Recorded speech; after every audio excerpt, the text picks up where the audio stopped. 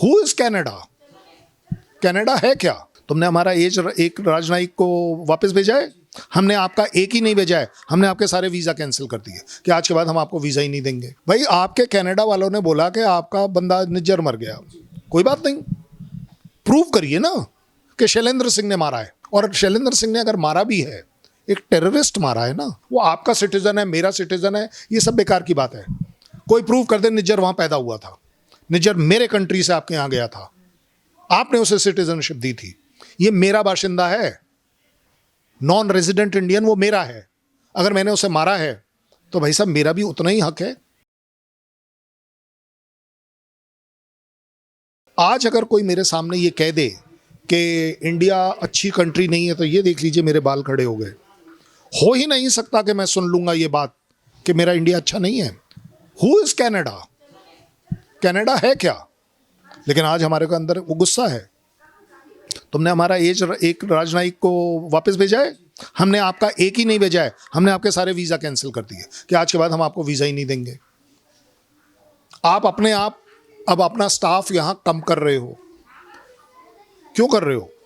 भाई आपके कनाडा वालों ने बोला कि आपका बंदा निज्जर मर गया, कोई बात नहीं, प्रूव करिए ना कि शैलेंद्र सिंह ने मारा है। और शैलेंद्र सिंह ने अगर मारा भी है, एक टेररिस्ट मारा है ना, जो वर्ल्ड रिकॉग्नाइज्ड टेररिस्ट है, वो आपका सिटीजन है, मेरा सिटीजन है, ये सब बेकार की बात है। कोई प्रूव कर दे निज्जर वहां पैदा हुआ था, निज्जर मेरे कंट्री से आपके यहां गया था, आपने उसे सिटीजनशिप दी थी, ये मेरा बाशिंदा है, नॉन रेजिडेंट इंडियन वो मेरा है। अगर मैंने उसे मारा है तो भाई साहब मेरा भी उतना ही हक है। आप मुझे बता दीजिए, आपने क्यों नहीं प्रूव किया कि मैंने मारा है? उसके बाद अभी परसों आपका वो गैंग वॉरफेयर में एक और मर गया, वो भी मैंने ही मारा है। मुझे बता दीजिए, कनिष्का में 265 कैनेडियन सिटीजन्स मरे हैं, जिसमें खालिस्तान का हाथ था, और उस समय के उनके प्राइम मिनिस्टर ने एक्नॉलेज किया है। अब आप देख लीजिए, ये वही कंट्री है जो आज की तारीख में आपको उसका सवाल का जवाब नहीं दे रही, आपसे एक सवाल पूछ रही है। मेरे ख्याल मेरी पब्लिक को आज एक नई जगह पर जाना चाहिए। पब्लिक को अपनी ये एक फ्रीडम होनी चाहिए, ड्यूटी होनी चाहिए कि जो आपसे पूछे सवाल, आप क्यों नहीं उससे सवाल पूछते कि भाई साहब आप बताइए कि अगर हमारी आर्मी ने अटैक नहीं किया है, आपके पास उसका क्या प्रूफ है? जिस दिन आप ये करेंगे, आप अपने लिए, अपने देश के लिए कुछ अच्छा करेंगे, क्योंकि आप उस पॉलिटिशियन को रोक रहे हैं कि झूठ मत फैलाओ, अफवाहें मत फैलाओ, ऐसी चीज़ें मत कहो जिसका एक्चुअली इम्प्लीकेशन कुछ और है, उसका रिजल्ट कुछ और है। मेरे ख्याल देश की जनता इस बात को समझती ज़रूर है, लेकिन शायद वो कुछ कर नहीं रही। एक लास्ट सवाल कनाडा को लेकर कि कनाडा में जब इस तरीके के आरोप लगाए भारत के ऊपर कि भारत की मिली भगत जो है इस तरीके के जो गैंग वॉर में दिखाई जा रही है, मौतें, खालिस्तान के लोग जो हैं चुन चुन करके मारे जा रहे हैं, लेकिन तब उन्होंने कभी ऐसा एक्सपेक्ट किया होगा कि भारत इस तरीके का एक्शन ले लेगा और पलट के फिर बाद में कनाडा के जो प्रधानमंत्री को अपने बयान बदलने पड़ जाएंगे, इस तरीके का कभी भारत एक्शन ले लेगा? उन्होंने इस नए भारत की कभी सोचा था कि इस तरीके का एक्शन देखने को मिलेगा? तो इसमें कोई डाउट नहीं है, पूरी दुनिया में भारत एक मानवता प्रिय देश माना जाता है कि हम लोग थोड़े वीक हैं, हम इमोशनल लोग हैं, दिल से ज़्यादा डिसीजन लेते हैं, दिमाग और हाथों से डिसीजन कम लेते हैं। ये हमारी रेपुटेशन है, इसमें कोई बुराई नहीं। इसलिए कनाडा को लगा कि यस, अगर हम निज्जर के बारे में कुछ बोल भी देंगे तो शायद डिप्लोमेसी के तहत इंडिया कुछ बोलेगा नहीं।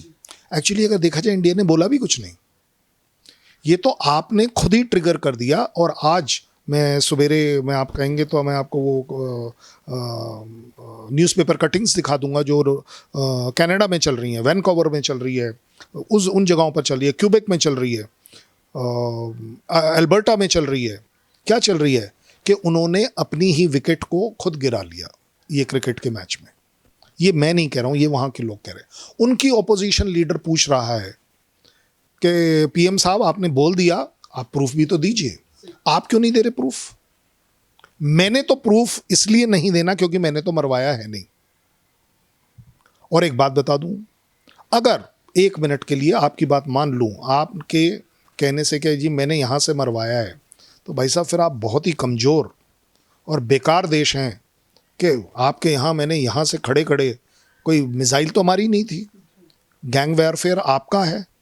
वैसे मैं आपको बता दूं, इस समय कनाडा में बहुत ज़्यादा कन्फ्यूजन चल रहा है, क्योंकि लोग अब ये नहीं डिसाइड कर पा रहे कि हम किस साइड हैं।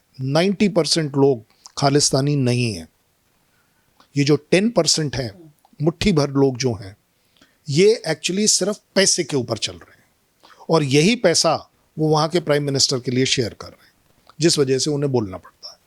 इसमें कोई डाउट नहीं है कि इंडिया ने जो स्टैंड लिया है, ये एक हमारा कंटिन्यूस स्टैंड जो बढ़ता चला आ रहा है, सख्ती का, बोलने की हिम्मत रखने का, और अपनी बात पर टिके रहने का, कि अगर हमने बोला है आप प्रूव करिए।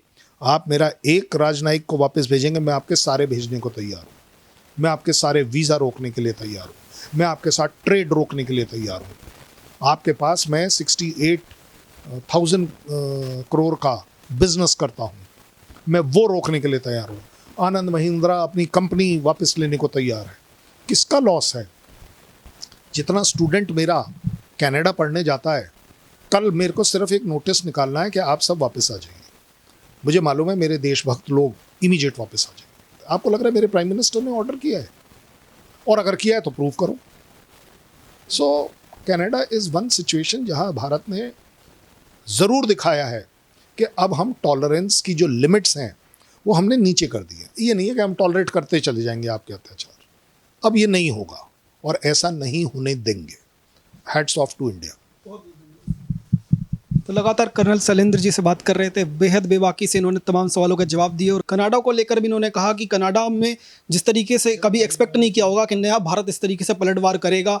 आज जो है भारत की सेना और भारत का देश जो है पूरी दुनिया में जो है डंका बज रहा है। आप देखते रहिए, जुड़े रहिए न्यूज़ टाइम के साथ। धन्यवाद। जय हिंद।